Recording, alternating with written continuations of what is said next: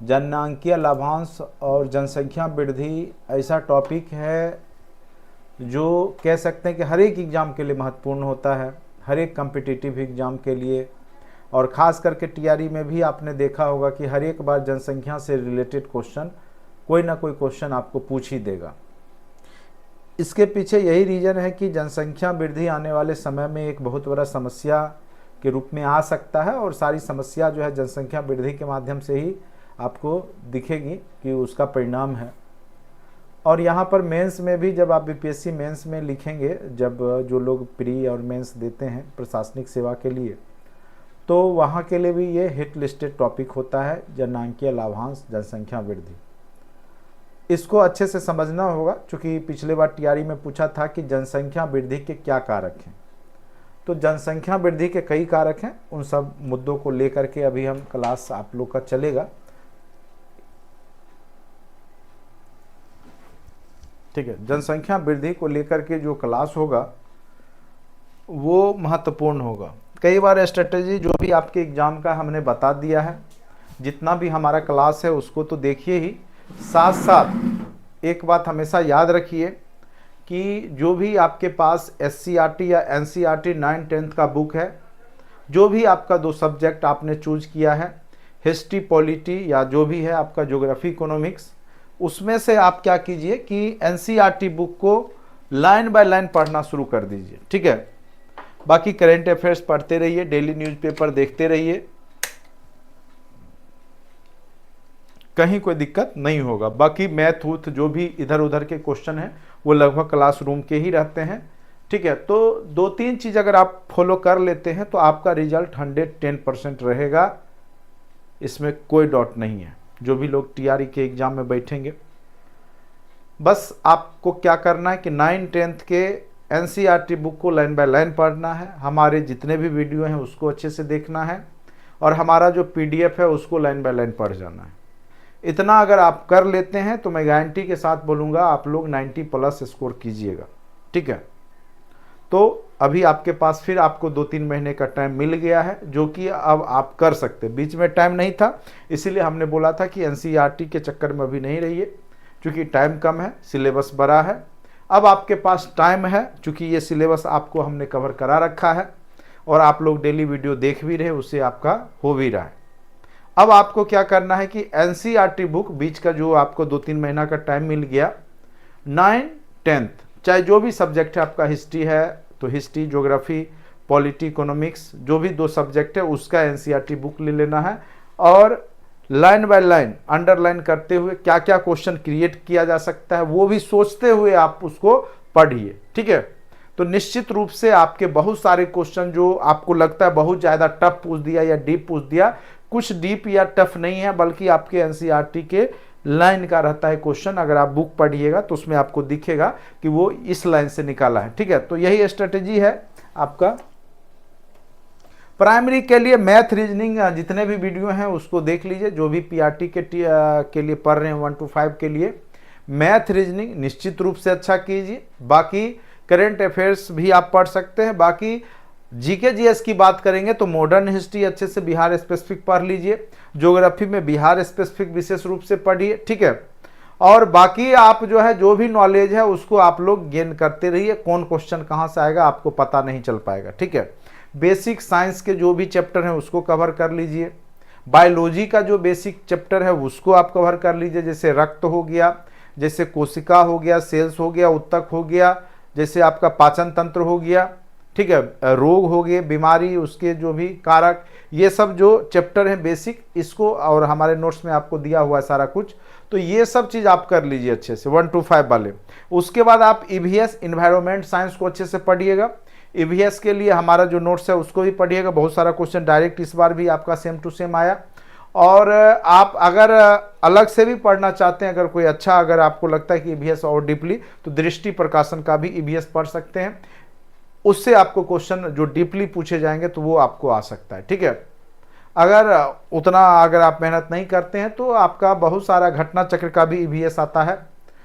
ठीक है, तो वो भी आप खरीद के पढ़ सकते हैं। तो एक ईवीएस का बुक भी अगर आपको अभी टाइम मिल गया है, पढ़ना चाहते हो तो पढ़ लीजिए। बाकी आपके करंट अफेयर्स, मैथ, रीजनिंग और ईवीएस, यही 4 सब्जेक्ट है जो आपको रिजल्ट देगा। बाकी बेसिक जो साइंस है, बेसिक जो हिस्ट्री है, जो भी क्वेश्चन पूछे जा रहे हैं वो सब क्लास नोट्स के ही रहते हैं, अच्छे से आप पढ़िए, ठीक है, कहीं कोई दिक्कत नहीं होगा। और रीजनिंग में एक आध दो ठो क्वेश्चन जो देखते हैं ना सीरीज का, अटपटा टाइप का, तो वो आपको हर एक बार दे देता है, तो उसके लिए आपको परेशान होने की आवश्यकता नहीं है। बना तो बना, नहीं बना तो उसका टेंशन नहीं लेना है, क्योंकि 120 नंबर में अगर आप 80 नंबर लाते हैं तो आप सेफ जोन में रहते हैं, तो परेशान ज़्यादा नहीं होना। 80 से 85 नंबर ही आपको लाना है, आपको जो है 30-35 नंबर गलत करने ही हैं, इसलिए परेशान ज़्यादा होने की आवश्यकता नहीं है। चलिए अब आते हैं आपका जो मेंस का, जो चूंकि ये बैच अभी कंबाइंड ही चल रहा है, चूंकि यही सब क्वेश्चन प्री में भी रहता है, वही क्वेश्चन फिर मेंस में भी राइटिंग का रहता है, और वही सब बेसिक आपके टीआरई के एग्जाम में भी पूछे जा रहे हैं, तो इसीलिए ये कंबाइंड बैच ही है सबके लिए, ठीक है। जो भी बीपीएससी से जुड़े हुए कंपटीशन की तैयारी कर रहे हैं, आप लोग देखिए, ये मत सोचिए कि सर क्या पढ़ा है, आप कॉन्सेप्ट डेवलप कीजिए, ठीक है। और आप लोग जैसे सोचते हैं ना कि क्वेश्चन रट के गए, ऑब्जेक्टिव देख के गए, सेम टू सेम आया, ऑप्शन मार के अपना सही कर लेंगे, तो बीपीएससी ऐसा कभी नहीं पूछता है, ठीक है। पहले आज से 4-5 साल पहले ऐसा क्वेश्चन पूछा जाता था, लेकिन 65वीं के बाद से जो है 64वीं 65 में जो प्रशासनिक सेवा आने लगा, 66वीं तक पैटर्न रहा, उसके बाद बहुत ज़्यादा बदलाव आया जब से अतुल प्रसाद आए, तो बिल्कुल आपके कॉन्सेप्चुअल आ गया। अब आपका बिल्कुल कोई भी क्वेश्चन जो है वो आपका सेम टू सेम नहीं लड़ता है, इसीलिए आप कॉन्सेप्ट को गेन कीजिए। कॉन्सेप्ट रहेगा तो आप कैसा भी क्वेश्चन आप बना लीजिएगा, ठीक है। तो कॉन्सेप्ट सीखिए, कॉन्सेप्ट अगर आपके पास रहेगा तो आपको कहीं कोई दिक्कत नहीं होगा। और ये बहुत ही अच्छा क्वेश्चन है जो अभी हम आपको करवाएंगे, और मेंस जिनको लिखना होगा बाद में आगे चल के प्री पास करेंगे, तो उनके लिए भी अभी से एक कॉन्सेप्ट डेवलप हो जाएगा। टॉपिक है जनसंख्या वृद्धि तथा जननांकीय लाभांश। ये क्वेश्चन आपको टीआरई में पूछा गया था, क्या कारक है। देखिए, जनसंख्या वृद्धि का कोई एक कारक नहीं होता है, पूछ देगा इनमें से कौन कारक नहीं है, इनमें से कौन कारक है, कितना से कितना आयु वर्ग का जो है श्रमजीवी वर्ग है, तो ये सब क्वेश्चन आपको दिखते रहेगा, एकदम फिक्स है। एक क्वेश्चन तो एकदम गारंटेड हम बोलते हैं बीपीएससी के हर एक एग्जाम में जनसंख्या वृद्धि से रिलेटेड रहता है।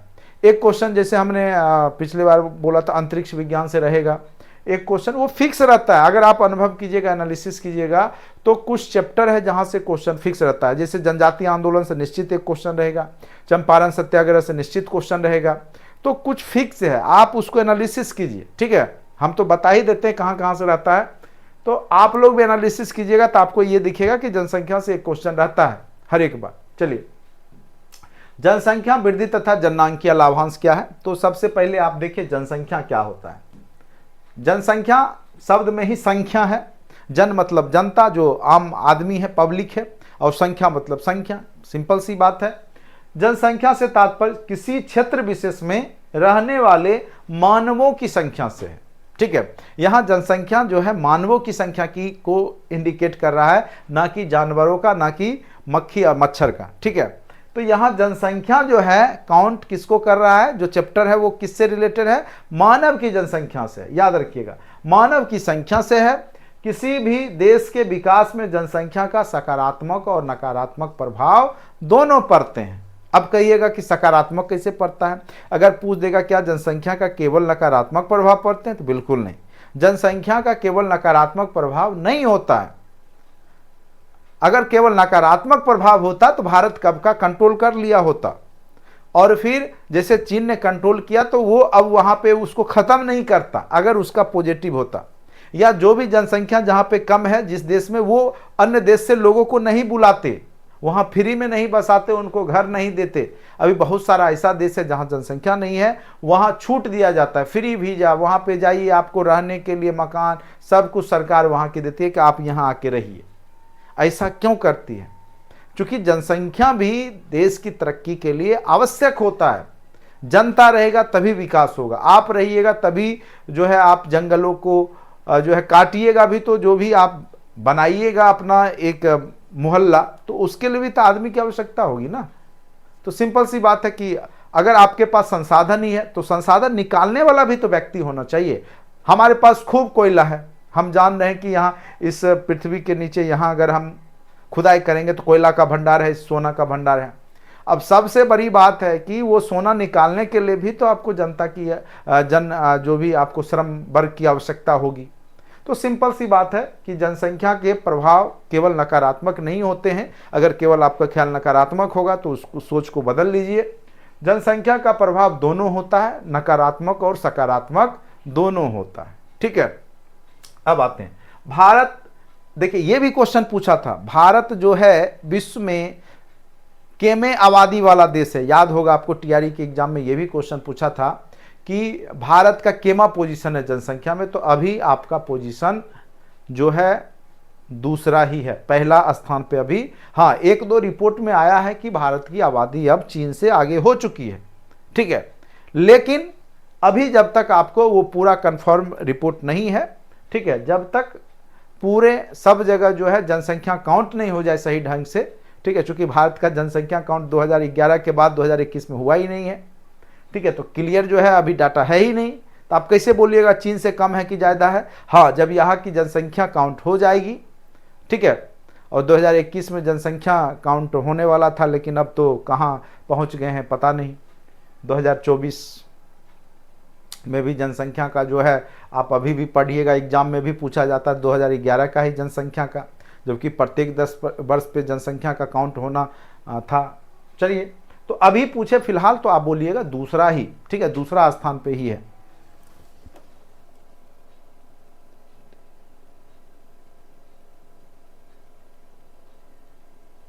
देखिए मेरा वीडियो देखने के लिए आप लोग एकदम पूरा पैक जो होता है ना वो डलवाइए। ठीक है, वीडियो क्वालिटी कारण होता होगा, तो उसका जो क्वालिटी जो है, या तो आप क्वालिटी कम करके ऑप्शन हम पता कर लेते हैं ऐप में, अगर कुछ होगा तो उसको क्वालिटी कम करके देखने वाला वो करवा दिया जाएगा। हम पता करते हैं, चूँकि ऐप जो क्लास प्लस का ऐप है तो उसमें ये फैसिलिटी है कि नहीं है, मैं पता करता हूँ। अगर इंटरनेट आपका बहुत जल्द ख़त्म हो जा रहा है तो वो होता है कि जो वीडियो क्वालिटी होता है, कैमरा होता है, उस पर डिपेंड करता है। 4K कैमरा से होता है तो उसमें ज़्यादा डाटा आपका खपत होता है। चलिए अभी फ़िलहाल जो है वो अनलिमिटेड वाला पैक डलवा लीजिए। क्या कीजिएगा, थोड़ा बहुत तो खर्च करना ही पड़ेगा, और एग्ज़ाम एक बार निकल जाएगा तो कोई ज़्यादा पैक का दाम भी नहीं, अनलिमिटेड डलवा लीजिए। 1-2 महीना 3 महीना जब तक एग्ज़ाम है, उसके बाद आप लोग जो भी कीजिएगा। ठीक है, मेरा ही वीडियो नहीं, और भी वीडियो आप देखते होंगे, और भी टीचर से पढ़ते होंगे। ऐसा थोड़ी है कि केवल मेरा ही वीडियो आप देखिएगा। ठीक है, सभी टीचर का ज्ञान आपको लेना है। ठीक है, जो आपको लगता है पॉजिटिव है, जो ज़रूरत का चीज़ है, तो सबसे पढ़िए। ठीक है, और किसी टीचर का बुराई नहीं कीजिए। देखिए सब में कुछ ना कुछ क्वालिटी होता है, कुछ ना कुछ कमियां होती है, हमारे अंदर भी है, सभी टीचर के पास रहता है। तो वीडियो सबका देखिए, और कमेंट में गलत बात तो कभी किसी भी टीचर को नहीं लिखना चाहिए, किसी भी लोग को। ठीक है, चलिए, कई लोग अलबल कुछ से कुछ लिखते रहते हैं। ठीक है, वो हमको नहीं जान रहे, हमको नहीं समझ रहे हैं, वही समझेंगे तो फिर उनको सब समझ में आ जाएगा कि कौन क्या पढ़ा रहा है। तो ये भी समझने के लिए थोड़ा बहुत ज्ञान की होना आवश्यक होता है कि कौन सही टीचर है, कौन गलत टीचर है, या कौन क्या पढ़ा रहा है। इसके लिए भी आपको समझदारी की आवश्यकता होती है। वो समय के बाद आपको पता चलता है कि कौन सही जा रहा है, कौन गलत है। उसके लिए भी आपको बेसिक नॉलेज होना चाहिए। चलिए, भारत पूरे विश्व का दूसरी सबसे बड़ी आबादी वाला देश है। ये क्वेश्चन पूछा था, केमा नंबर, कई लोग प्रथम मार्क के आगे, लेकिन गलत हो गया, दूसरा ही आंसर दिया। ऐसे में जनसंख्या को लेकर विचार उत्पन्न होना स्वाभाविक है। जनसंख्या वृद्धि, देखिए जब मेंस में लिखेगा तो ऐसे ही लिखना है, पूछ देगा कि जनसंख्या वृद्धि से आप क्या समझते हैं, और किस प्रकार से जनसंख्या वृद्धि जो है सहायक है, या आलोचनात्मक वर्णन कीजिए। तो आपको दोनों सेंस में, पॉजिटिव निगेटिव दोनों प्रभाव को वहां पे लिखना पड़ता है। जनसंख्या वृद्धि के सबसे पहले, कई बार जनसंख्या वृद्धि के कारण भी पूछ देता है। क्या कारण है भाई, किसी भी देश की जनसंख्या बहुत ज़्यादा होती है, किसी देश का बहुत कम होता है, किसी क्षेत्र विशेष की भी आबादी बहुत ज़्यादा होती है, किसी का बहुत कम होता है। क्या रीजन है, कोई एक रीजन है क्या, तो बहुत सारे रीजन है। पहला रीजन क्या, भौगोलिक कारक, ये भी डिपेंड करता है, उष्ण कटिबंधीय जलवायु। ठीक है, आप ठंड मुल्क में चले जाइए, लोग चाह के भी जनसंख्या वृद्धि नहीं कर सकते हैं। अगर आप देखिएगा बहुत सारी पक्षियां जो है, साइबेरियन पक्षी, रसिया से, रूस से, या अन्य देश जो भी ठंड मुल्क है, यूरोप की पक्षी जब उसको जनसंख्या बढ़ाना होता है, वृद्धि करना होता है, तो वो भारत पहुंच जाती है। कांवर झील या कह सकते हैं बहुत सारा जो झील है वहां पे जो है विदेशी पक्षियां आती रहती है। तो वो क्या करने आती है यहाँ पे, तो यहाँ के मानसून का फायदा उठाने आती है और वो अपनी जनसंख्या बढ़ाती है, ठीक है, और जनसंख्या बढ़ा के बच्चों के साथ फिर लौट जाती है। तो कहने का अर्थ है कि यानी यहाँ का मौसम अनुकूल है जनसंख्या वृद्धि का, वह ठंड में वहाँ जनसंख्या वृद्धि नहीं होता है। तो ये भी कारक है कि आपका जो उष्णकटिबंधीय जलवायु है, गर्म और कह सकते हैं ना उतना ज़्यादा गर्म ना उतना ज़्यादा ठंड, ऐसे तो उष्णकटिबंधीय मतलब हुआ गर्म वाला। तो जहाँ भी आपका उष्णकटिबंधीय जलवायु होगी तो वहाँ स्वाभाविक है कि जनसंख्या शीत कटिबंध वाले जलवायु से बहुत ज़्यादा रहती है, ठीक है। तो ये पहला कारण है, भौगोलिक कारक, उष्णकटिबंधीय क्षेत्र में जनसंख्या वृद्धि के अनुकूल वातावरण होता है, जो आपका पर्यावरण है, वातावरण होता है। अभी आप देखते होंगे मच्छर बहुत ज़्यादा आ गया होगा, अभी पढ़ रहे होंगे तो 2-4 काट रहा होगा बैठ के, ठीक है। लेकिन जब ठंड में आप देखते होंगे कि मच्छर नहीं दिखता, क्यों नहीं दिखता भाई? क्योंकि उसके अनुकूल वो वातावरण नहीं होता है, तो उस समय वो वृद्धि भी नहीं करता है। अभी ना ज़्यादा ठंडा, फिर देखिएगा बहुत ज़्यादा गर्मी आ जाएगा, फिर आपको मच्छर नहीं दिखेगा, वो टिकेगा ही नहीं, मर जाएगा। खूब ठंड आएगा उसमें भी मर जाएगा। तो यानी उसके लिए एक प्रॉपर वातावरण होता है, तभी वो जो है मच्छर भी बढ़ रहा है। तो उसी प्रकार से जनसंख्या की आबादी के लिए भी एक प्रॉपर वातावरण होता है जहाँ पे मानवों की भी संख्या ज़्यादा बढ़ती है। तो ये बहुत बड़ा कारक है, याद रखिएगा। दूसरा है धार्मिक अंधविश्वास, ठीक है। धर्म में आप बहुत सारे धर्म में हैं, जैसे किसी भी धर्म में है, हिंदू हो मुसलमान हो दोनों है, इस्लाम सब में है कि धार्मिक अंधविश्वास है। हिंदू में क्या है कि जब पुत्र होगा तो वही पिंड दान करेगा तो माता पिता को जो है आत्मा को शांति मिलेगा, ठीक है। तो पुत्र के लिए, अब पुत्री मान के चले बेटी 5-6 हो गई, तब पुत्र के इंतजार में कि बेटा होगा तो हमारा जो है आत्मा को तृप्ति मिलेगा। तो वो हिंदू धर्म में भी अंधविश्वास है, इस्लाम में भी है, ठीक है। तो वो वहाँ पे जनसंख्या को जो है अल्लाह की देन समझ लेते हैं। तो धार्मिक अंधविश्वास सभी धर्म में है, किसी प्रॉपर धर्म में ऐसा नहीं है कि जनसंख्या का जो एक ही किसी धर्म में अंधविश्वास है। ये अंधविश्वास सभी धर्मों में व्याप्त है। तो धार्मिक अंधविश्वास भी उसके पीछे रीजन है। अशिक्षा, पढ़े लिखे जो लोग नहीं हैं वो आप देखिएगा कि जनसंख्या बहुत ज़्यादा बढ़ाएंगे, ठीक है। उनके घर में आबादी ज़्यादा रहती है, उनको लगता है जितना जनसंख्या होगा उतना कमाने वाला होगा, उतना जो है वो सशक्त होंगे, ऐसा सोच लेते हैं। और साथ साथ उनको मेडिकल के बारे में जानकारी नहीं होती है, तरह तरह के जो गर्भ निरोधक जो व्यवस्थाएं हैं अभी मेडिकल उपचार में वो भी जानकारी नहीं रहती है।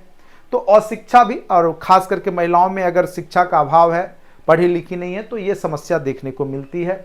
गरीबी भी कारक है, ठीक है, गरीबी भी जनसंख्या का कारक होता है। स्वास्थ्य सेवाओं में सुधार, अगर आपका मृत्यु दर घट जाएगा, अच्छा से इलाज होने लगेगा, मृत्यु दर घटेगा। ये क्वेश्चन इस बार भी पूछा था, आपको याद होगा क्या कारक है, तो उसमें लिखा हुआ था ना कि मृत्यु दर घट जाएगा, जनसंख्या बढ़ जाएगा, इस तरीका से क्वेश्चन पूछा गया था। तो हर एक बार आप गौर कीजिएगा कि हर एक टीआरई के एग्जाम में जनसंख्या से क्वेश्चन रहता है। तो इसके लिए आपका कॉन्सेप्ट जब तक डेवलप नहीं होगा तब तक आप उस तरह के क्वेश्चन को नहीं बना पाएंगे। और आप क्या कर रहे हैं, लुसेंट रट रहे हैं, आप क्या कर रहे हैं, कोई टीचर का जो है ऑब्जेक्टिव रट रहे हैं, तो वो सब बंद कर दीजिए। मैं पहले बता रहा हूँ, कोई भी बुक का ऑब्जेक्टिव रटना आप बंद कर दीजिए। थ्योरी निकालिए, उसको पढ़िए, उसको समझिए, उसका मेन थीम क्या है। जैसे लोकतंत्र है तो उसका मेन थीम क्या है, उसको समझिएगा। जनसंख्या वृद्धि है तो उसका मेन थीम क्या है, तब जाके आपका वहां पे ऑब्जेक्टिव क्वेश्चन बनेगा। नहीं तो गाली गलौज कीजिएगा यूट्यूब चैनल पे आके टीचर को ही, क्योंकि आपको समझदारी नहीं हो पाएगा उतना। चलिए, स्वास्थ्य सेवाओं में सुधार होगा तो क्या होगा कि इलाज बढ़िया होगा, मृत्यु दर घटेगा, तो उसमें भी जनसंख्या बढ़ जाएगा। दूसरा है स्वास्थ्य सुविधाओं का अभाव, जब मेडिकल फैसिलिटी नहीं होगा उस स्थिति में भी जनसंख्या बढ़ जाएगा। जैसे गर्भ निरोधक गोलियां, जैसे आपका बहुत सारा जो उपाय है जनसंख्या कंट्रोल करने का, वो अगर आपको आपके पास नहीं मिलेगा तब भी आपकी जनसंख्या बढ़ सकती है। तो दोनों कारक है, ठीक है। तो हर एक सेंस में आपको समझना होगा, तब जाके आप समझिएगा जनसंख्या के क्या कारक। उसके बाद महिलाओं की कमजोर स्थिति, महिला क्या है कि कमजोर स्थिति है, उसको समाज में जो है उतना कह सकते सम्मान या प्रतिष्ठा नहीं दिया जा रहा है, महिलाओं का शोषण हो रहा है, ठीक है। तो महिलाएं आवाज़ नहीं उठा पाती है। जैसे मान के चले किसी महिला को 2-3 बेटी ही हुआ, अब उस पर जो है पारिवारिक दबाव है कि उसको बेटा हो, तब तक जब तक कि जो है उसके बाद उसी कड़ी में जो है 4-5 और पुत्र बेटी की प्राप्ति हो गई, बेटी हो जाती है। तो चूंकि महिलाओं की स्थिति कमजोर है, वो अपना निर्णय स्वयं नहीं ले रही है, उनके परिवार के लोग उन पर निर्णय थोप रहे हैं क्या करना नहीं करना, तो ये स्थिति भी आपके जनसंख्या वृद्धि का कारक हो जाता है। वही है लिखा हुआ पुत्र प्राप्ति की अनिवार्यता। पुत्र प्राप्ति के चक्कर में जो है जो महिलाएं कमजोर हैं उनका जो है वहां पे कह सकते हैं कि जनसंख्या उस स्थिति में भी वृद्धि हो जाती है। अब देखिए ये तो थे कई कारक, तो पूछेगा इनमें से कौन कारक नहीं है या इनमें से कौन कारक है, तो इस तरह के क्वेश्चन में ज्यादा आंसर इनमें से सभी वाला हो जाएगा, इनमें से सभी देख लीजिएगा। ये बहुत सारा है कि आपको, लेकिन जनरली इनमें से सभी वाला कौन कारक है, तो उसमें बहुत सारा कारक आपको एक से अधिक वाला आंसर ज्यादा होने की संभावना रहेगी। ठीक है, किस तरह के क्वेश्चन में एक से अधिक होगा, किस तरह में इनमें से कोई नहीं होगा, वो आपको हम बताते चलेंगे, क्योंकि बीपीएससी इसी में आपको उलझाता है, इनमें से कोई नहीं एक से अधिक। ठीक है, चलिए उस बार भी हमने लास्ट क्लास में भी रणनीति में बताया था कि खनिज संपदा में जब भी पूछेगा क्वेश्चन तो बिहार स्पेसिफिक पूछेगा और उसका आंसर एक से अधिक होगा। और आपने देखा टीआरई 3 के 1 to 5 में और 6 to 8 दोनों में उस तरह के क्वेश्चन पूछे गए और उसका आंसर एक से अधिक था। तो पहले से आपको एनालिसिस कीजिएगा तो पता चल जाएगा किस तरह के क्वेश्चन में एक से अधिक हुआ, जैसे मिट्टी हो गया, खनिज हो गया, ये सब में आप देखिएगा एक से अधिक वाला आंसर चला जाएगा। ठीक है, तो ये भी आपको अनुभव तब होगा जब आप पढ़िएगा, समझिएगा उस चीज को। ठीक है, चलिए अब देखिए कारण के स्तर को हमने आपको समझाया, बहुत सारे कारण थे। अब देखिए परिणाम क्या हो सकता है जनसंख्या वृद्धि का।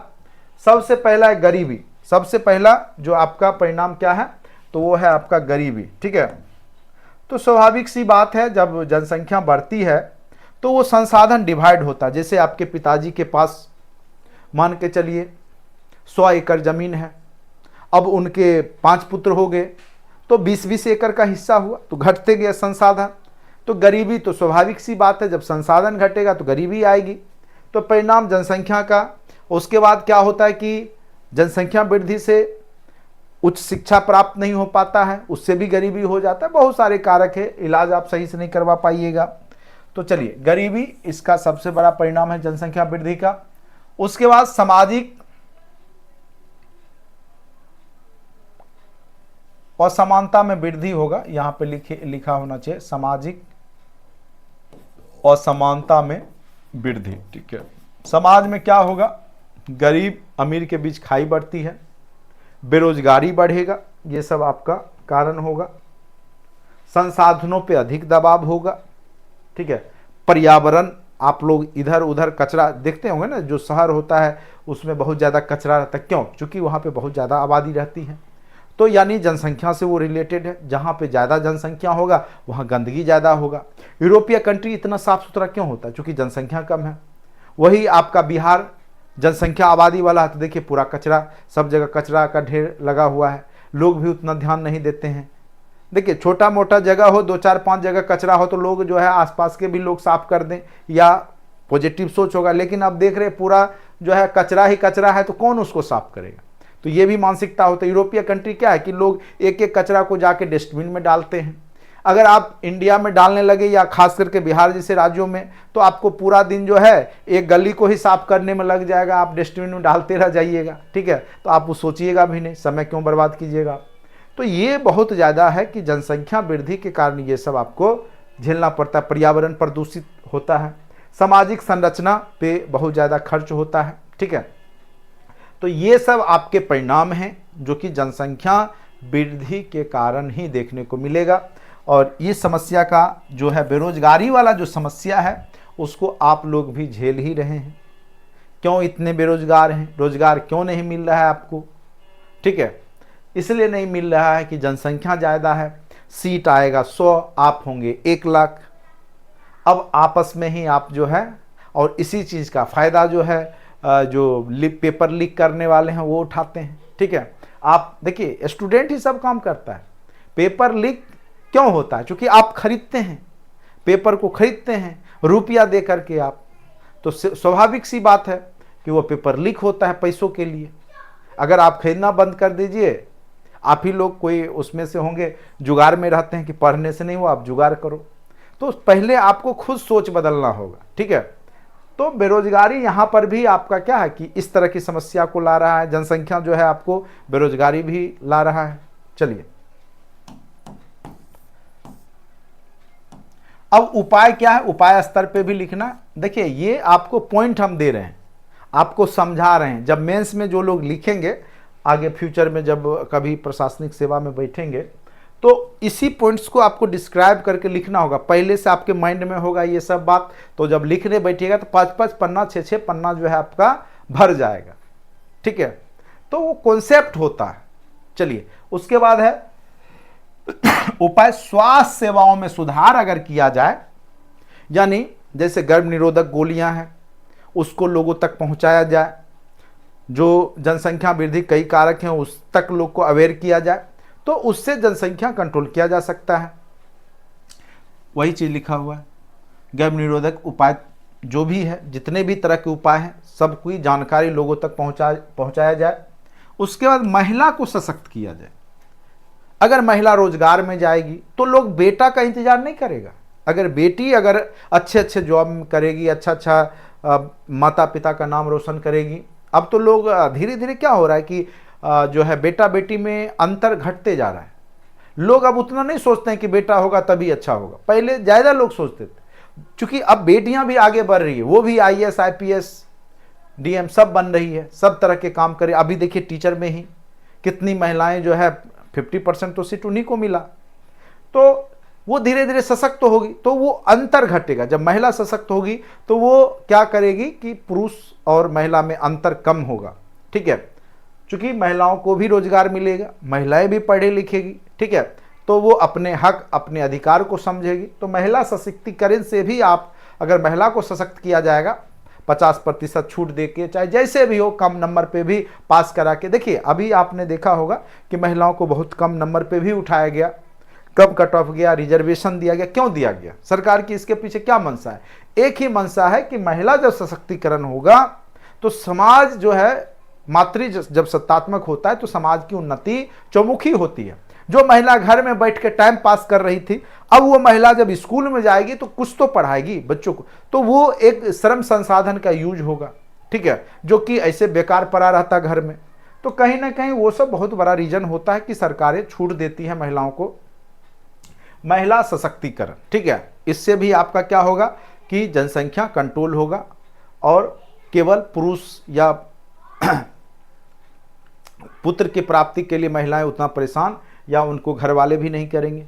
विवाह उम्र में वृद्धि, अगर देखिए अभी तो सरकार ने क्या किया, आपका जो है शादी का उम्र जो है 21 वर्ष हो गया, पहले 18 था, अब 21 कर दिया गया पुरुष का। क्यों किया गया? तो जितना आपका शादी का उम्र बढ़ेगा तो स्वाभाविक सी बात है कि उनकी जनसंख्या उतनी कम होगी, ठीक है। तो एक ये भी उपाय है कि अगर लिमिट कर दिया जाए कि मिनिमम जो है पुरुष का, अगर आगे चल के कर दिया जाए कि मिनिमम 25 साल होना चाहिए पुरुष का शादी का, महिला 21 साल की होनी चाहिए कम से कम शादी के लिए, तो स्वाभाविक है कि अभी वर्तमान की जनसंख्या से तब की जनसंख्या कंट्रोल हो जाएगी, घट जाएगी, ठीक है। पहले क्या था कि शादी का 12 ही साल था उम्र, बहुत पहले, ठीक है, 16 साल हुआ, तो उस स्थिति में क्या है कि ज़्यादा जनसंख्या वृद्धि हो जाता है। तो विवाह उम्र में वृद्धि से भी आप कंट्रोल किया जा सकता है। उसके बाद रोजगार, स्वाभाविक सी बात है, अगर व्यक्ति रोजगार में रहता है तो उसकी जनसंख्या कंट्रोल रहता है, कम रहता है, ठीक है। तो बेरोजगार लोग के पास कोई काम नहीं है, उस स्थिति में भी जो है आपका जनसंख्या बढ़ जाएगा। तो रोजगार, अगर वो व्यस्त है रोजगार में, कोई काम करने के लिए मान के चलिए सऊदी अरब चला गया, कोई काम करने के लिए कहीं अन्य राज्य चला गया, रोजगार मिल गया कहीं, तो उस स्थिति में भी जनसंख्या कंट्रोल होता है, ठीक है। उसके बाद है सार्वजनिक भागीदारी, अगर सार्वजनिक भागीदारी में पार्टिसिपेट कर रहा है लोग, ठीक है, और तो उसमें भी आपका जनसंख्या क्या होता है, कंट्रोल होता है। तो ये सब आपके उपाय हैं कि महिलाओं की भी सार्वजनिक भागीदारी होनी चाहिए। चूंकि कोई भी काम में व्यस्त है लोग, रिस्पॉन्सिबिलिटी है, सार्वजनिक काम कर रही है, साफ सफाई या हैंड टेन जो भी है समाज को उन्नति के लिए, तो उस स्थिति में पॉजिटिव सोच के साथ जनसंख्या कंट्रोल होता है। तो उपाय ये सब भी है। उसके बाद सरकार ने भी प्रधानमंत्री ग्राम सड़क योजना के माध्यम से गांव के सड़कों को शहर से जोड़ दिया। अब कहिएगा शहर से जोड़ने से क्या होगा? होगा यही कि महिलाएं साइकिल से चल के पढ़ने जाएगी, कॉलेज में पढ़ाई करेगी, उससे क्या होगा? रोजगार क्रिएट होगा, मतलब सशक्त होगी महिला, पढ़ी लिखी महिला होगी, शिक्षित होगी, तो वो जनसंख्या कम बढ़ाएगी। तो ये मेन रीजन है, ठीक है। तो प्रधानमंत्री ग्राम सड़क योजना गांव को शहरों से जोड़ा जाए, इससे क्या होगा कि आपकी महिलाएं क्या होगी? कॉलेज में जाएगी, पढ़ेगी, तो एक उम्र तो 25-26 ऐसे ही बीत जाएगा कॉलेज करते करते, ठीक है। तो उससे क्या होगा? देखिए क्या लिखा हुआ, महिला उच्च शिक्षा भी प्राप्त करेगी और शिशु मातृत्व मृत्यु दर भी उस स्थिति में जो है आपका घटेगा, ठीक है। तो ये भी उपाय है। जनसंख्या नीति अन्य सभी नीतियों से जोड़ना होगा, जैसे स्वास्थ्य नीति है तो उसको जनसंख्या नीति से जोड़ना होगा, पर्यावरण नीति को जनसंख्या नीति से जोड़ना होगा, खास सुरक्षा जैसे होगा कि जिनके 2 बच्चे होंगे उन्हीं को जो है ये फैसिलिटी मिलेगा, अनाज मिलेगा मुफ्त में। हो सकता है आगे चल के हो जाए, जैसे कई बार आता है ना कि चुनाव में वही खड़े हो सकते हैं जिनके 2 ही पुत्र हैं, पुत्र या पुत्री जो भी 2 ही बच्चे हैं। ज़्यादा बच्चे जैसे जिनको 5 से ज़्यादा बच्चे हैं वो खड़े नहीं हो सकते, इस तरह का नियम हो जाए तो आप उसको जनसंख्या से जोड़ सकते हैं। जैसे खास सुरक्षा है, अगर किसी को 5 केजी अनाज मिल रहा है, बोल दिया जाए कि 2 से अगर ज़्यादा हुआ अगर आपके बच्चे तो आपको ये सुविधा नहीं मिलेगा। तो बस देखिए उस डर से भी लोग कंट्रोल करके रखेंगे जनसंख्या को। तो ये सब नीति को जोड़ा जा सकता है, ठीक है, जनसंख्या नीति से, इससे भी जनसंख्या कंट्रोल होगा। हर एक तरह के उपाय बताए गए हैं, कारण के स्तर पे, परिणाम के स्तर पर, यहीं से क्वेश्चन क्रिएट किया जाता है प्री मेंस या जो भी आप जहां भी बैठिएगा किसी भी कंपटीशन में, ठीक है, जहां पे कॉन्सेप्ट की आवश्यकता होती है, दिमाग की आवश्यकता होती है, तो वहां पे यही सब आपका जो नॉलेज है वो काम आता है, ठीक है। उसके बाद अनचाहे बच्चे को रोकने हेतु परिवार नियोजन कार्यक्रमों का विस्तार आवश्यक है। यानी जितना भी अभी परिवार नियोजन के कार्यक्रम हैं उसको और बड़े स्तर पे बढ़ाने की आवश्यकता है, ठीक है। जैसे गर्भ निरोधकों को निःशुल्क उपलब्ध कराना, जो भी उपाय हैं गर्भ निरोधक के वो निःशुल्क फ्री में सभी लोगों तक उपलब्ध होना चाहिए। जागरूकता बढ़ाना, ऐसे इस पे जो है काम होते रहता है, स्वास्थ्य विभाग करते रहती है, जागरूकता बढ़ाने पे, फिर निःशुल्क उपलब्ध कराने पे, ये सब होते रहेगा। इन उपायों के अतिरिक्त जनसंख्या नीति 2000 वर्तमान में लागू है। अगर पूछेगा अभी वर्तमान में जनसंख्या नीति कौन सा देश में लागू है, तो जनसंख्या नीति 2000 इसमें लागू है तथा उपायों का प्रभाव देखने को मिल रहा है। जो जनसंख्या नीति 2000 लागू है उससे आपको जनसंख्या वृद्धि में कंट्रोल देखने को मिल रहा है। जो जनसंख्या वृद्धि 1991 के दशक में लगभग 2.4% वार्षिक थी, वो घट करके 2001 में 2.1 हो गई और 2011 में जनसंख्या का वार्षिक वृद्धि मात्र 1.74% है। यानी जो जनसंख्या नीति 2000 है वो सफल है और धीरे धीरे देश का जो वृद्धि दर है जनसंख्या का, टोटल जनसंख्या नहीं, वृद्धि दर में बहुत कमी देखने को मिल रहा है। आने वाले समय में और भी कमी, जो जो लोग पढ़ेंगे लिखेंगे शिक्षित होंगे त्यों तो जनसंख्या कंट्रोल होते चली जाएगी, ठीक है। चलिए अब थोड़ा सा हम लोग समझेंगे बिहार के, चूंकि हम लोग जब बीपीएससी का एग्जाम बैठते हैं तो बिहार से रिलेटेड यहाँ पे डाटा कुछ ना कुछ आपको पूछते रहता है, ठीक है। क्या है? बिहार जैसे राज्यों में जनसंख्या वृद्धि दर आज भी राष्ट्रीय औसत से अधिक है और आपको पता होगा बिहार की जनसंख्या घनत्व तो पूरे देश में 1 नंबर पे, ठीक है। पूरे देश में हम लोग जनसंख्या घनत्व के मामले में 1 नंबर पे आते हैं। 2011 के अनुसार बिहार में जनसंख्या वृद्धि दर जो कि पूरे अन्य भाग में 1.7 है, वहीं बिहार में क्या है 2.5 है। यानी आप समझ ही रहे हैं कि 2.5% यहाँ वृद्धि है जो कि देश के वृद्धि दर से ज्यादा है। 2011 की जनगणना के अनुसार भारत की कुल जनसंख्या में नौजवान लोग जो युवक हैं उसकी संख्या 63.5% है। यानी हमने जो इस दशक में जनसंख्या के युवा पीढ़ी की भागीदारी अगर देखा जाए तो 63.5% लोग यहाँ युवा हैं। यानी 15 से, ठीक है, युवा मतलब 15 से 29-30 वर्ष के बीच में है, यह स्थिति जननांकीय लाभांश है। अब कहिएगा जननांकीय लाभांश क्या होता है? चूंकि यहां की मैक्सिमम आबादी यानी 50% से प्लस आबादी जो है वो युवाओं की है। भारत युवाओं का देश है, इसीलिए भारत की स्थिति अभी उस जनसंख्या से लाभ लेने की है।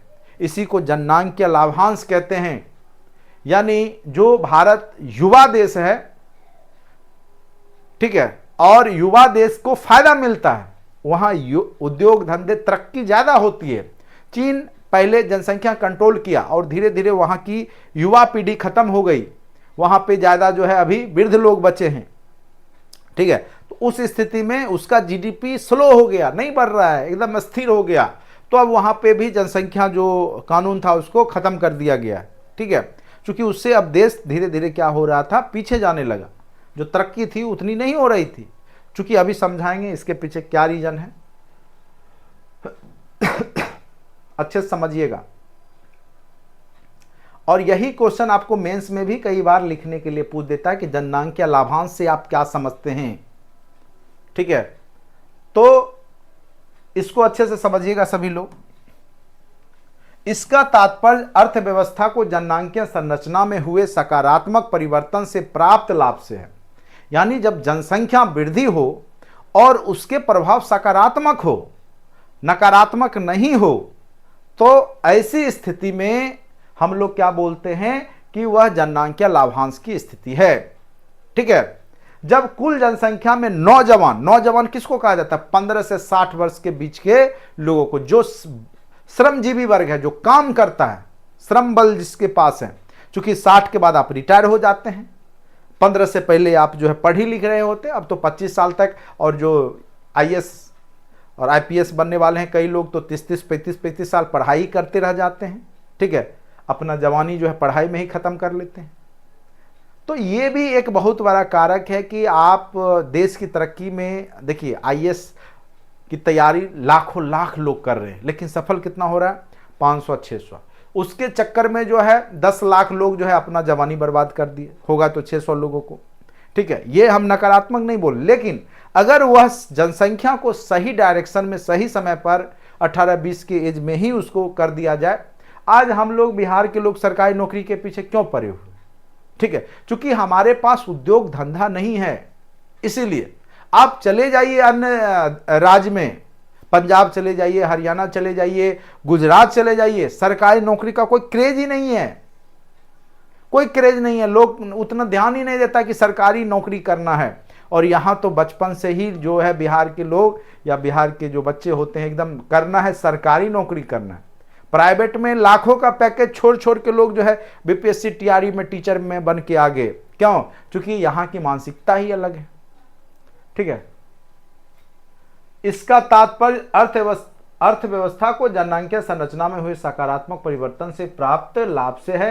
यह स्थिति तब उत्पन्न होती है जब कुल जनसंख्या में नौजवान की संख्या, नौजवान जो 15 से 60 वर्ष का है, उसकी भागीदारी बढ़ती है। तो कई बार पूछेगा कि जो श्रम बल है उसकी आबादी की उम्र आयु क्या है, तो याद रखिएगा जो श्रमजीवी वर्ग है, जो श्रम करता है, काम करने वाला है, उसका आयु वर्ग है 15 से 60, ठीक है।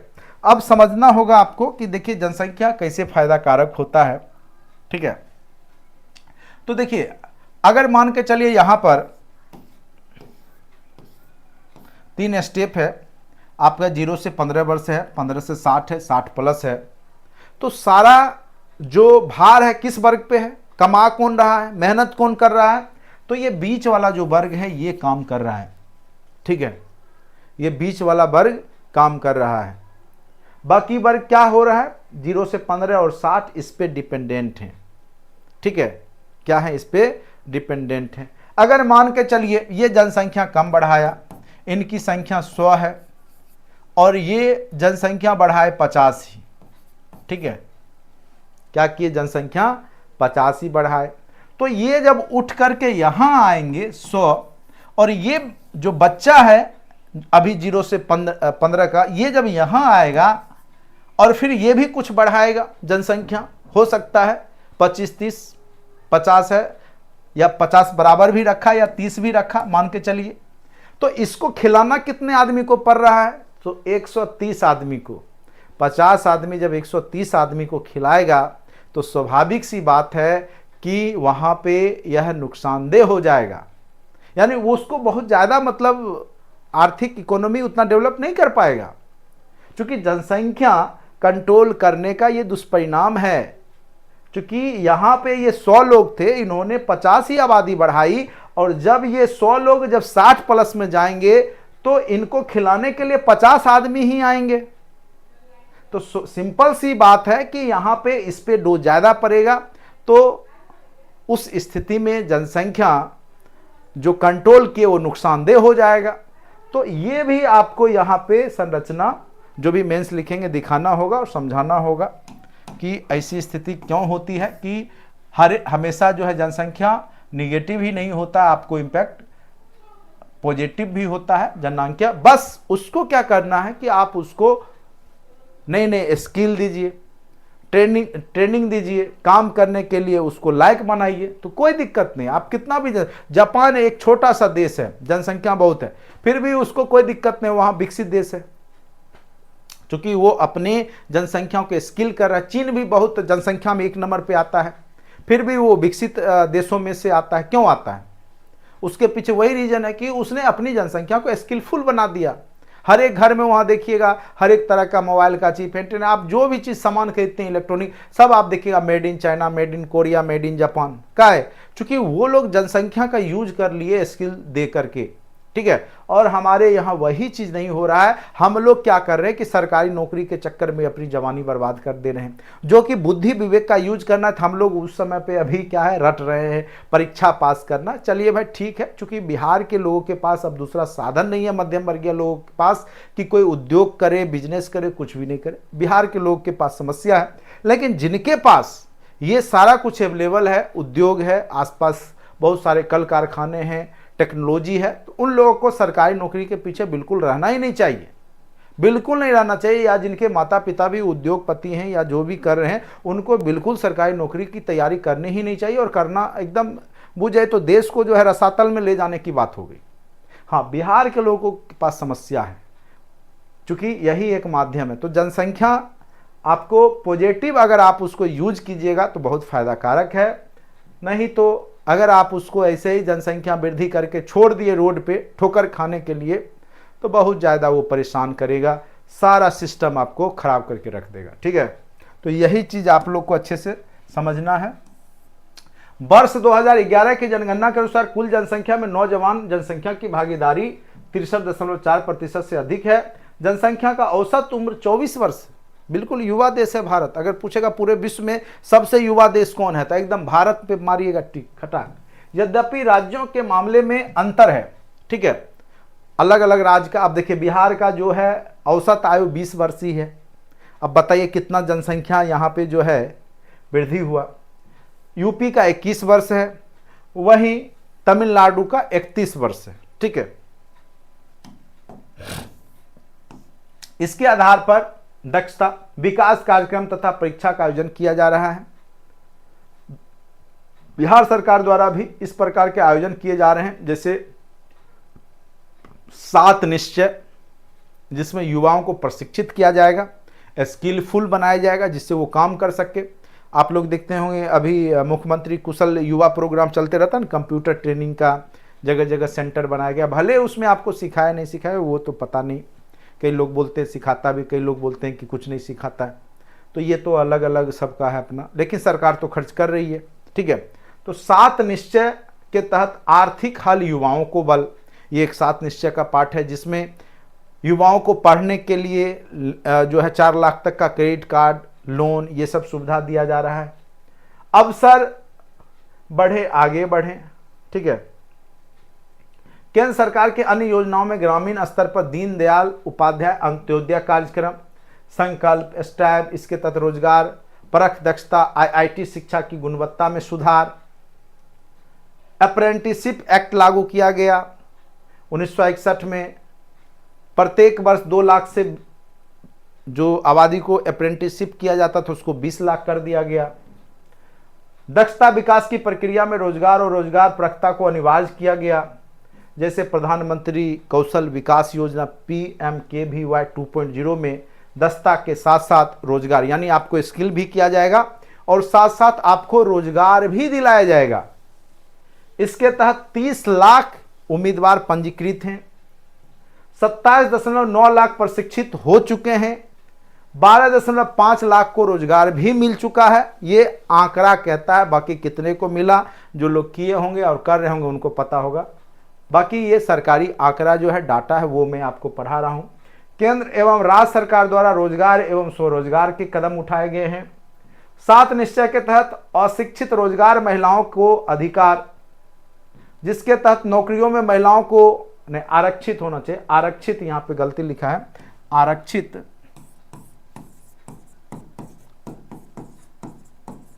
आरक्षित रोजगार महिलाओं का अधिकार। इसी के तहत आप लोग को अन्य जॉब में 35% और टीचर के जॉब में तो 50% आपको छूट दे दिया गया है, महिलाओं को फिक्स कर दिया गया सीट। ठीक है, कई बार पूछेगा कि महिलाओं को, या पूछ सकता है कि महिलाओं को कितना प्रतिशत का रिजर्वेशन है। बिहार के एजुकेशन सिस्टम में तो 50% है, अन्य जॉब में 35%। जैसे आप BPSC के अन्य जॉब में जाते हैं प्रशासनिक सेवा में तो 35% वहाँ रिजर्वेशन है। वहीं चुनाव में भी 50% आपका रिजर्वेशन है। 2006 के पंचायती चुनाव अधिनियम के तहत ऐसा किया गया था। तो ये सब क्वेश्चन पूछा हुआ है, पूछ सकता है। जीविका के तहत स्वरोजगार के प्रावधान किए गए हैं। केंद्र सरकार की योजनाएं भी बहुत सारी हैं जो कि स्किलफुल बना रही है और जनसंख्या को जनांकीय लाभांश में तब्दील कर रही है। जैसे मनरेगा, महात्मा गांधी नेशनल जो रोजगार गारंटी एक्ट है, ठीक है, rural employment guarantee act, MNREGA, Mahatma Gandhi national rural employment guarantee act, MNREGA, make in India programme आपने देखा होगा। औद्योगिक गलियारा, इंडस्ट्रियल कॉरिडोर बनाए जा रहे हैं। मुद्रा योजना के तहत महिलाओं को जो है लोन दिया जा रहा है। स्टार्टअप योजनाओं के तहत जो है बहुत सारा जो है स्टार्टअप के लिए आपको पूंजी दिया जा रहा है। जैसे इस बार क्वेश्चन पूछा था तो 10 लाख रुपये तक का उसमें जो है सब्सिडी दिया जा रहा है। ये भी क्वेश्चन यहाँ से आया था। स्टैंड अप योजना SC ST और महिलाओं को स्वरोजगार के लिए भी बहुत सारा योजनाएं दिया जा रहा है। ठीक है, इन उपायों के साथ साथ मजदूरों की सुरक्षा और कल्याण के लिए भी विभिन्न प्रकार की योजनाएं चलाई जा रही है। श्रम कानून में सुधार किया जा रहा है। मातृत्व लाभ कानून 1961 में संशोधन किया गया। 180 दिन का स्ववेतनिक अवकाश दिया जाता है गर्भवती महिलाओं को। प्रधानमंत्री श्रम योगी मानधन योजना के तहत जो है श्रम योगी मानधन योजना चलाया गया है। असंगठित क्षेत्र में जो लोग काम कर रहे हैं उनको भी पेंशन की बात हो रही है। EPF या PF जो भी है, UTI पेंशन, ये सब के तहत। दीनदयाल उपाध्याय श्रम जेव जयते योजना, प्रत्येक मजदूर को एक यूनिवर्सल अकाउंट नंबर दिया गया है, UAN नंबर। ठीक है, तो ये क्या, दीनदयाल उपाध्याय श्रम जेव जयते योजना, प्रत्येक मजदूर को एक अपना उसका नंबर दिया गया है, अकाउंट नंबर। ठीक है, उसी के तहत जो रोजगार मिलता है ना मनरेगा, तो वो सब फंड आता है, उस पेंशन खाता है। ठीक है, इस प्रकार इन उपायों के माध्यम से केंद्र और राज्य सरकार द्वारा जनांकीय लाभांश प्राप्त करने की कोशिश की जा रही है, किंतु इसके लिए अनेक चुनौतियां भी हैं। जैसे भारत में क्या चुनौतियां हैं? गुणात्मक शिक्षा एवं दक्षता का अभाव। पढ़ लिख लेते हैं, MA BA पढ़ लेते हैं, सही से उनको लिखने तक नहीं आ रहा है, सही से बोलने नहीं आ रहा है, 2 लाइन वो हिंदी में नहीं पढ़ पा रहे हैं, लिख नहीं पा रहे हैं। तो यानी वो कोई पढ़ तो लिए, डिग्री तो है उनके पास, लेकिन उनके पास कोई गुणात्मक शिक्षा ही नहीं है। ऐसी बात नहीं है कि ये बात सरकार को नहीं पता है, सरकार को भी पता है ये बात, लेकिन ज़्यादा पढ़ लिख लीजिएगा तो आपको रोजगार खोजिएगा, जो कि कोई भी सरकार आपको दे नहीं सकती है। तो सरकार प्रयास करती है पढ़ाने लिखाने, कितना प्रयास करती है देख ही रहे। अब तो बहुत ज़्यादा प्रयास हो रहा है, बाकी आगे दिन चल के सुधार होगा। बीच में तो स्थिति खास करके बिहार जैसे राज्यों में डवाडोल हो गई थी। अब देखते हैं आगे क्या होता है। गुणात्मक शिक्षा एवं दक्षता का अभाव। उसके बाद देश में दक्ष मानव संसाधन की कमी, जो शिक्षित पढ़े लिखे योग्य मानव जो हैं वो कम है। तो ट्रेनिंग कौन देगा? अगर आपको कहीं ट्रेनिंग पे भेजा जाता है स्किल सीखने के लिए, अब वहाँ ट्रेनर ही आपको जो ऐसा मिल गया जिसको खुद ही कुछ नहीं आ रहा है, तो आपको वो क्या दक्ष करेगा? जो खुद स्वयं दक्ष होगा वही आपको दक्ष करेगा ना। तो तो ये है स्थिति। वर्तमान में अल्पकालिक दक्षता पर मुख्य बल। जननांकीय लाभांश की स्थिति में क्षेत्रीय अंतर है। जैसे अगर आप देखिए जाए तो दक्षिण राज्य में क्या होता है कि जनसंख्या लाभांश से फायदा है, वहीं बिहार पूर्व, तो अलग अलग स्थिति अलग अलग है। रोजगार के अवसर की कमी है।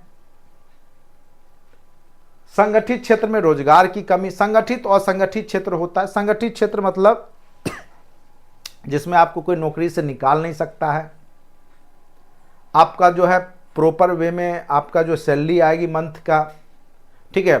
जैसे जैसे ऐसा नहीं कि प्राइवेट कंपनियां संगठित नहीं होती, जैसे टाटा कंपनी में चले गए आप, टीसीएस में चले गए, इन्फोसिस में चले गए, विप्रो में चले गए, या बैंक में भी एसबीआई में, तो ये तो सरकारी आप कह सकते हैं। लेकिन बाद बाकी आईसीआईसीआई है या जो भी बैंक हैं, एक्सिस बैंक है, तो वो सब भी संगठित क्षेत्र ही रहता है, ठीक है। क्योंकि आपको प्रॉपर वे में वो एम्प्लॉय को जॉब में रखते हैं, पूरे 60 वर्ष तक के लिए रखते हैं, उसको प्रॉपर सैलरी देते हैं, ठीक है। तो वो सब जो रोजगार में है संगठित कहलाते हैं। जो असंगठित है, जैसे 2 दिन के लिए काम पे रहे, फिर 4 दिन जो है काम नहीं मिला, किसी अन्य कंपनी में चले गए, कहीं चले गए, जैसे दिहाड़ी मजदूर हो गए, तो वो सब असंगठित हो गए, ठीक है। तो भारत में संगठित क्षेत्र में रोजगार की कमी है। गुणात्मक रोजगार की कमी है, ठीक है। रोजगार का मतलब ये नहीं कि कुछ भी काम आप कर लिए तो रोजगार में आगे, पकौड़ी तल लिए, चाय बेच लिए तो आप रोजगार में आगे, नहीं। उसके लिए आपको क्या है कि गुणात्मक रोजगार रहेगा, ठीक है। वो भी तरह तरह की बेरोजगारी ही होती है। तो गुणात्मक रोजगार, जैसे आप पढ़े लिखे, आपने एमए कर लिया या एमटेक कर लिया, और आप क्या कर रहे हैं कि आप जो है चाय बेच रहे हैं, आप क्या कर रहे हैं पकौड़ा तल रहे हैं, आप क्या कर रहे हैं कि कहीं पे जो है कपड़ा बेच रहे हैं या कुछ भी काम कर रहे हैं, मान के चलिए। तो चूंकि आपके पास, आपको कहेगा कि ये तो रोजगार में है, लेकिन उस स्थिति में आप गुणात्मक रोजगार में नहीं हैं, जो कि आपके अंदर क्वालिटी थी। चूंकि आपको वो मौका नहीं मिला, आपको वहां पे काम ही नहीं मिला। आर्थिक विकास की गति धीमी है देश की। देश का जो विकास होना चाहिए, जिस रेशियो में आर्थिक गति, वो नहीं हो रहा है आपके देश का। कृषि के रोजगार देने की क्षमता में कमी। आपका देश क्या है, कृषि प्रधान देश है, लेकिन कृषि में रोजगार ही नहीं है। कृषि जो कर रहे हैं वो खुद बेरोजगार हैं, खुद ही रोजगार के चक्कर में इधर उधर भटक रहे हैं। जबकि आप देखिएगा बहुत सारे देश जिसके पास जमीनें नहीं हैं, मिट्टी उपजाऊ नहीं है, नाव पे खेती कर रहा है, छत पे कर रहा है, और सबको रोजगार भी दे रहा है, खुद भी कर रहा है। तो ये एक लगन है, एक ये सोच है। ये सोच सबसे, मुझे तो लगता है ये सबसे बड़ी बात है, लगन और सोच। जब आप कृषि को भी अच्छे दृष्टि से देखिएगा तो आप उसमें जाइएगा, और फिर जब जाइएगा तो उससे इनकम जनरेट आप कर ही लीजिएगा। कोई भी काम में अगर आप अच्छे से ट्रेंड होके जाते हैं, स्किलफुल हैं, काम कीजिएगा, तो आपको इनकम तो जनरेट होगा ही, सब कुछ आपको उससे प्राप्त किया जा सकता है, ठीक है।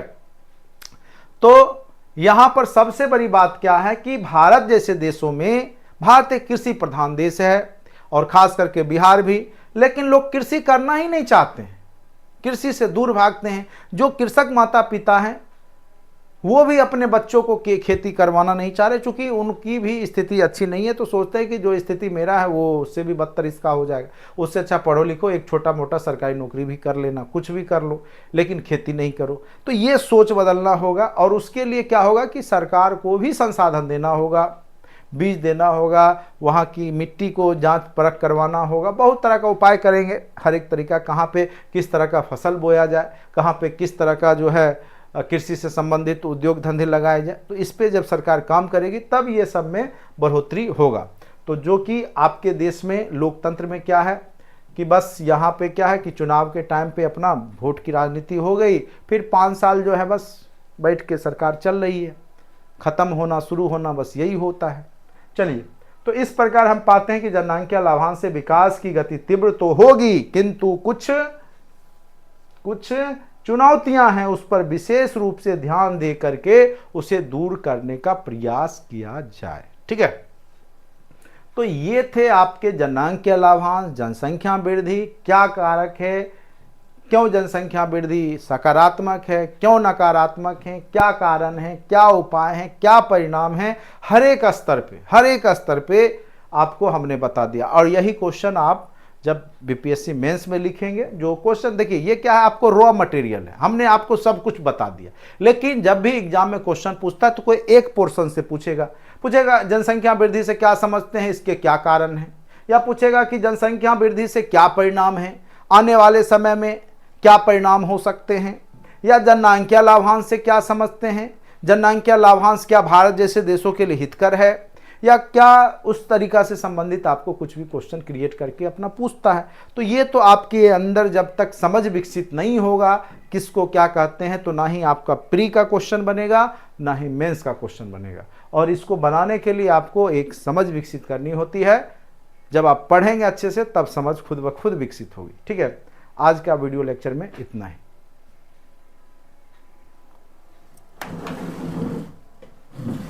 श्रम का मतलब होता है काम करने वाला, काम जो होता है वो होता है श्रम, मेहनत।